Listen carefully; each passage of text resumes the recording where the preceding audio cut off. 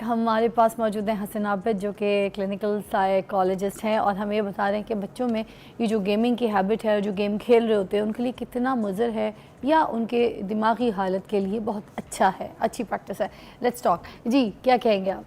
देखिए, मैं इसका ना थोड़ा सा आपको एटियोलॉजी बताता हूँ कि ये होता इम्पैक्ट कैसे करता है बॉडी को। हमारे बॉडी के अंदर एक न्यूरोट्रांसमीटर होता है, इसको आसान लफ्ज़ों में कह लेते हैं कि हार्मोन होता है, उसे कहते हैं डोपामीन। उसका ताल्लुक होता है एनर्जी के साथ, खुशी के साथ, एक इसको हैप्पी हार्मोन भी कह सकते हैं। तो जब आप कोई भी ऐसा काम करते हैं जिससे आपका डोपामीन इंक्रीज़ होता है तो आपको बहुत एक्साइटमेंट फील होती है। बच्चे जब गेम्स खेल रहे होते हैं तो उनका डोपामीन जो है ना वो इंक्रीज़ होता है और वो बहुत खुश हो जाते हैं। तो जब आप उस डोपामीन को रिलीज़ कराते रहते हैं गेम्स खेल के, तो वो किसी ना किसी तरह से चैनलाइज हो जाता है, उसी वक्त रिलीज़ होता है जब वो बच्चा गेम खेलता है। अच्छा। जब वो नहीं खेल रहा होता तो वो बहुत आपको काम नज़र आएगा या किसी और एक्टिविटी में पार्टिसिपेट नहीं करेगा। तो अगर आप उसका जो डोपामीन है उसको चैनलाइज करके मुख्तलिफ एक्टिविटीज़ के साथ अटैच नहीं करेंगे तो वो ज़्यादातर आपको एक ही एक्टिविटी करता हुआ नज़र आएगा। फॉर एग्जांपल, अगर आप उसके डे को चैनलाइज करते हैं, ऑर्गेनाइज करते हैं कि वो स्कूल गया है, स्कूल के बाद वो फुटबॉल खेलने चला गया है, थोड़ी फिजिकल एक्टिविटी हो गई है, फिर थोड़ी देर उसने होमवर्क किया है, होमवर्क में उसको थोड़ा सा आप अप्रिशिएट करें, उसका फिर डोपामीन रिलीज़ हो, फिर उसको गेम का टाइम देंगे, तो वो डोपामीन जो रिलीज़ होगा, जो हैप्पी हार्मोन है बच्चे का, वो जो उसको एक्साइटमेंट फील होती है, वो इन पार्ट्स के साथ अटैच हो जाएगी। क्या मेंटल डेवलपमेंट के लिए भी अच्छी चीज़ है बच्चों के लिए गेमिंग? बहुत अच्छी चीज़ है। आप डेवलपमेंट देखें ना, गेमिंग के अंदर बहुत सारी गेम्स आती हैं। कुछ होती हैं जो ऑफलाइन गेम्स हैं, जिसमें चेस है, लूडो है, या आपको और गेम कर लें, टेबल टेनिस एक्टिविटीज़ वाली गेम है। उनके अंदर भी आपकी जो मेंटल कैपेसिटी है इंक्रीज होती है, क्योंकि आप स्ट्रैटेजाइज करते हैं खेलने के लिए। इसी तरह जो ऑनलाइन गेम्स है उसके अंदर भी स्ट्रैटेजी होती है, क्योंकि आपके हैंड और आपका माइंड कोऑर्डिनेशन चल रहा होता है। ठीक। तो स्ट्रैटेजी भी बनती है, आपके एनालिटिकल स्किल्स भी बेहतर होते हैं, आपको प्लानिंग भी करनी होती है आपको विन करने के लिए, इसी तरह फाइटिंग गेम्स भी हैं। हाँ, कहाँ पे असर पड़ता है? मगर सर मैं यहाँ पे एक और बात ऐड करूँगी कि चलो ठीक है, हमने उनकी माइंड डेवलपमेंट के लिए उनको गेमिंग की इजाज़त भी दे दी, ठीक है, वो खेल भी रहे हैं, मगर इशू ये आता है कि फिर वो उस पर ना मतलब अपने आप को बहुत ज़्यादा डाल देते हैं, ज़्यादा गेमिंग की तरफ चले जाते हैं, कोई और एक्टिविटी का हिस्सा नहीं बनते, वो उस पर बिल्कुल रिलाई करना शुरू हो जाते हैं कि अगर हमारी लाइफ है, हमारी एक्साइटमेंट है, हमारा गेम है, सब कुछ है, तो बस हम गेम के साथ जुड़ जाते हैं, स्कूल से भागे आते हैं और सबसे पहले गेमिंग की तरफ भागते हैं। तो उस तरीके से कैसे ये नेगेटिव इम्पैक्ट पे अगर इसके बात करें तो ये उतना ही नेगेटिव इम्पैक्ट पड़ता है बच्चे पे, और उसकी ये सारी चीज़ें जो मैं अभी अच्छाई में बयान कर रहा हूँ ये बिल्कुल ऑपोजिट साइड पे चली जाती हैं। जैसे आपने रिसेंटली देखा कि बच्चों को मोबाइल पेरेंट्स दे देते हैं और वो उस पर कार्टून्स देखते हैं या उस पर गेम्स खेल रहे हैं, खाना खिलाते वक्त बिल्कुल पकड़ा दिया, जब रो रहा है बच्चा तो उसको पकड़ा दिया। अब देखिए कि वो ना उस एक्टिविटी के साथ अटैच हो जाता है। ठीक है। उस एक्टिविटी को हासिल करने के लिए, यानी उस मोबाइल को हासिल करने के लिए अक्सर वो टेंट्रम्स भी थ्रो करता है कि वो जानबूझ के रोना शुरू कर देगा या वो जानबूझ के खाना नहीं खाएगा। इसी तरह गेम्स के साथ भी, अगर आप मैंने जैसे स्टार्ट में कहा था कि excess of everything is bad, आप कोई चीज़ ज़्यादा कर देंगे तो वो तो आपको नेगेटिव इम्पैक्ट करेगी। गेम्स के साथ भी यही है। अगर आपने अब 2020 और 2021 की अगर आप बात करें तो आपको याद होगा जो पबजी खेलने वाले जितने स्टूडेंट्स और बच्चे थे, उनके कुछ ऐसे केसेस भी सुनने के लिए आए थे कि उन्होंने अपने माँ बाप को भी मार दिया था, मतलब घर वालों को मार दिया था। पबजी पे बैन भी उसी टाइम पे बहुत बुरी तरीके से लगे, आपको याद होगा। मुझे याद है। तो ये सिचुएशंस भी तो आ गई थी। जी। उसके बारे में क्या कहें? देखिए, मैं आपको उस वक्त भी मैं एक टीवी शो पे आया था और यही बात डिस्कस हो रही थी कि पबजी को बैन करना चाहिए कि नहीं। मैंने इसकी मिसाल ऐसे दी थी कि देखें, बच्चे बाइक यूज़ करना शुरू करते हैं तो वो वन व्हीलिंग करते हैं। जब वो वन व्हीलिंग करते हैं तो वो जो एक्टिविटी गलत कर रहे हैं वो वन व्हीलिंग है, उसकी वजह से आप रोड को नहीं उखाड़ देंगे, मतलब आप रोड को ख़त्म नहीं कर देंगे कि बच्चे वन व्हीलिंग ना करें। इसी तरह अगर गेम को खेल के कोई बच्चा इतना इम्पैक्ट ले रहा है उसका कि वो उसके बारे में सोच रहा है, तो आप गेम को बैन नहीं कर देंगे, आप उस गेम के लिए टाइम ऐसा उसके लिए स्पेंड करवाएंगे उसको कि उसके ऊपर इतना इम्पैक्ट ना हो। जैसे छोटे बच्चे जो होते हैं 7-8 साल से छोटे बच्चे, ये जब ज़्यादा गेम्स खेलते हैं तो इनको ड्रीम्स भी इसी तरह के आते हैं। तो आप देखें ना, जैसे पबजी टाइप के जो गेम्स हैं, गोलियां मार रहे हैं और फायर कर रहे हैं अजीब तरीके से, दुश्मनी, jealousy, first person shooting games, उनको बिल्कुल एक्शन गेम्स भी होती हैं, तो वो दिमाग में कुछ तो असर करते होंगे ना, नेगेटिव। बिल्कुल। आप किसी बच्चे को GTA खिला दें, जो बहुत फेमस गेम है, तो उसमें कार थेफ्टिंग होती है, कार चोरी करता है एक बंदा और वो एक्शन गेम है तो वो शहर में फिरता रहता है। तो बच्चे अगर खेलेंगे वो तो यही बात करेंगे कि मैं कार चोरी करने लगा हूँ। अब मैं इसकी कार चोरी कर लेता हूँ, तो इम्पैक्ट तो होता है बिल्कुल। तो आपको ये देखना होता है कि जो गेमर्स, जो गेम डेवलपमेंट की कंपनीज होती हैं वो स्पेसिफिकली बताती हैं कि ये 3+ है, ये 6+ की गेम है, ये 18+ की गेम है, कौन सी गेम किस बच्चे को किस वक्त खिलानी है, इतनी तो सुपरविजन पेरेंट्स को करनी होगी।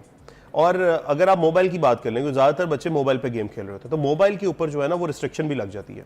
पेरेंटल लिंक होता है, गूगल ने भी दिया हुआ है, अगर वो एंड्रॉयड फ़ोन यूज़ करें उसके अंदर पेरेंटल लिंक होता है कि आप कोई भी बच्चा आपका वो गेम डाउनलोड ही नहीं कर सकता है आपकी मर्जी के बगैर। तो जब वो डाउनलोड करने लगेगा तो आपको एक ईमेल नोटिफिकेशन आ जाएगा कि बच्चा ये वाली गेम डाउनलोड कर रहा है, इज़ इट अलाउड और नॉट। अगर आप अप्रूव करेंगे तो वो, इसी तरह आपका जो कंप्यूटर्स हैं, लैपटॉप्स हैं या डेस्कटॉप यूज़ करें बच्चे, उस पर भी माइक्रोसॉफ्ट ने आपको ये ऑप्शन दिया हुआ कि आप उनका एक लॉगिन बनाते हैं और उसको अप्रूव करते हैं कुछ घंटों के लिए। इवन कुछ घंटों के बाद तो आप अलाउ भी नहीं कर सकते बच्चों को कि वो खेल सकें। अच्छा, मेरा तो गूगल अकाउंट एक है फराल के साथ, मेरी 9 साल की बेटी है, तो अगर मेरे से हट के देख भी रही है कोई आईपैड पे कोई ऐसी चीज़ और गलती से भी आ जाए तो वो उसको पता है चीज़ें बुरी है, मगर मैंने फिर भी सुपरविजन रखी होती है क्योंकि मेरे पास सारी वो चीज़ें आ जाती है लिस्ट कि ये चीज़ें अभी देखी गई हैं, ये चीज़ें डाउनलोड में है, तो मुझे पता होता है उसके आईपैड पे क्या क्या डाउनलोड हो रहा है, उसका क्या काम हो रहा है। बिल्कुल बिल्कुल। आप बच्चों के साथ देखें, बच्चे आजकल के आप उनसे बात करेंगे ना, लॉजिकली बात करेंगे, उनको बताएंगे कि ये चीज़ नहीं देखनी तो क्यों नहीं देखनी, या ये चीज़ इतनी देर खेलनी है तो क्यों खेलनी है, वो समझ जाएंगे आपकी बात। तो थोड़ा सा सुपरविजन आपको करना होगा। अगर आप बिल्कुल कहें कि फ्री फॉर ऑल कर दें आप और वो जो मर्जी करते रहें और फिर आप कहें कि नहीं गेम्स खराब है, तो गेम्स खराब नहीं है, उनको चैनलाइज करना बड़ा तो इंपॉर्टेंट। आप भी मुझे बताएं कि अगर हमने 5 साल की उम्र तक बच्चों को कोई गेम अलाउ करनी है तो वो कौन सी गेमिंग है जो हम उनको कह सकते हैं? देखिए 5 साल का बच्चा तो बहुत ही छोटा है। 5 साल के बच्चे को तो जितना कम से कम स्क्रीन टाइम आप दें उतना ही बेहतर। उसको क्या दें? मैं तो प्रेफर करता हूँ जितनी ज्यादा फिजिकल एक्टिविटीज में डालें उतना बेहतर है। नर्सरी राइम्स भी ना दें? नहीं, नर्सरी राइम्स आप दे सकते हैं, उससे ये होता है कि राइम्स में नॉलेजेबल राइम्स भी होती हैं। जिस तरह बच्चों को आजकल प्ले ग्रुप में ABCD भी राइम्स के साथ सिखाई जाती हैं, तो राइम्स एक डिफरेंट चीज़ है, वो एजुकेशनल पॉइंट ऑफ व्यू से अच्छी है। सबवे सर्फ टाइप के गेम? सबवे सफर बच्चों के लिए नहीं है, 5 साल के बच्चों के लिए, वो थोड़े बड़े बच्चों के लिए, क्योंकि उसमें आप एक तो आपकी थंब एक्टिविटी है सारी, ठीक है। दूसरा ये तो छोटे छोटे बच्चे खेल रहे हैं वैसे, वो बिल्कुल खेल तो लेते हैं वो, लेकिन वही वाली बात है कि फिर वो अगर आपने इतनी छोटे लेवल पे उनको इतनी छोटी एज में इस चीज़ के लिए ट्रेन कर दिया तो नेक्स्ट क्या करेंगे आप? आपको पता है एक्सबॉक्स की गेम 10-10, 15-15 साल बाद रिलीज होती है। माइनक्राफ्ट जो गेम है वो भी तो एक स्ट्रेटजी गेम है। मेरे बच्चे खेलते हैं माइनक्राफ्ट, मुझे तो बिल्कुल भी अजीब सी लगती है, मुझे तो समझ नहीं आती, लेकिन उनको बहुत पसंद है वो बिल्डिंग्स बनाना और फिर वो फाइट करना, फिर कभी मतलब मुझे तो उसके ग्राफिक्स ही नहीं समझ आते, पहली बात है। मुझे फर्स्ट पर्सन शूटिंग गेम पसंद है, जैसे एक्शन गेम्स हो गई, फार क्राई हो गई या GTA हो गई या मेडल ऑफ ऑनर हो गई या कॉल ऑफ ड्यूटी हो गई, तो बच्चे वो भी खेलते हैं, लेकिन हर किसी की अपनी अपनी पसंद है। मुझे माइनक्राफ्ट नहीं ऐसा इतनी कोई अपील करती, लेकिन बच्चों को करती है। बच्चे और भी बहुत सारी गेम्स ऐसी खेलते हैं जो उनको अपील करती हैं। अच्छा, कॉल ऑफ ड्यूटी और PUBG आजकल के दौर में आपको पता है ज़्यादा चल रही है, तो ये किस एज में बच्चों को अलाउ करना ये वाले गेम्स? अगर मेरा ये ख्याल है कि नॉट लेस देन 12। आप उससे पहले जितना फिजिकली आप बच्चे को फिट रख सकते हैं, क्योंकि आजकल हमारी डाइट बच्चों की जो है और हम लोग भी जो कंज्यूम करते हैं ज़्यादातर फास्ट फूड करते हैं, तो अगर उनके अंदर इस एज में आदत नहीं डालेंगे आप फिजिकल एक्टिविटीज़ की, उनको पसंद ही नहीं आएंगी बड़ी एज में, वो जाएंगे ही नहीं क्रिकेट की तरफ या फुटबॉल की तरफ या टेबल टेनिस बैडमिंटन की तरफ, आप लेके जा ही नहीं सकते उनको मज़ा ही नहीं आएगा, ना उनकी बॉडी रिस्पॉन्ड करेगी वैसे।